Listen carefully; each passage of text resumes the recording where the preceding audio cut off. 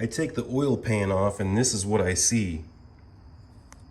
That is absolutely disgusting. Talk about sludge.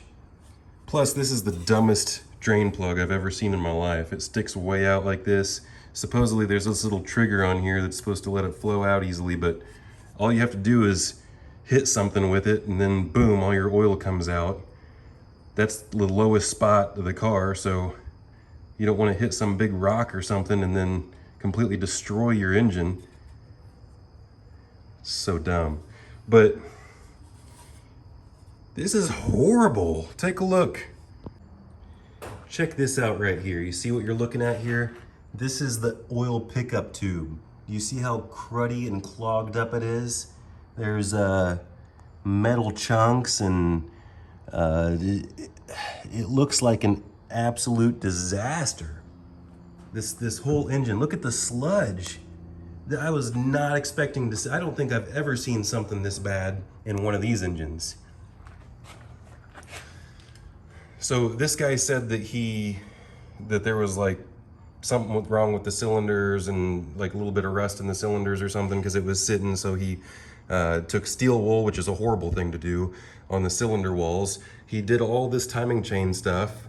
It does look like there's OEM parts, like that's an OEM tensioner and potentially OEM guides, and it does look like at least the main chain is the updated chain. He was so proud of it that he actually put built by and then his name, but everything I've seen so far is pretty cruddy. Like for instance, he was putting silicone gasket maker on, that's where the water pump goes. The water pump was junk, it was broken on the inside, leaking. This thing had bent valves, that's why he got it. And you can see the valves in there clean, and he put new valves in it, but he did it the cheap, easy way, which is just slapping new valves in it and grinding valve grinding compound on them, which I could do all day long, but I don't do that. I actually have the cylinder heads rebuilt. The machine shop does it because they have the tools to actually seat the valves and put valve guides in and things like that. I don't have machine shop tools. Maybe one of these days, we'll see. Because I don't really like having anyone responsible for other things that I'm doing, you know what I'm saying? Like, I like to be, let me put it this way, I like to be responsible for every aspect of the job. But, I don't know, do you guys want to see me take this thing the rest of the way apart and see what the cylinder walls look like, see what the pistons look like, see what else I can figure out with this thing? Because that's pretty messed up. I paid $1,000 for this car. He said he needed the turbo for his other car, so I went ahead and gave him that as well. This car had 190,000 miles on it, so it's not like it was anything special.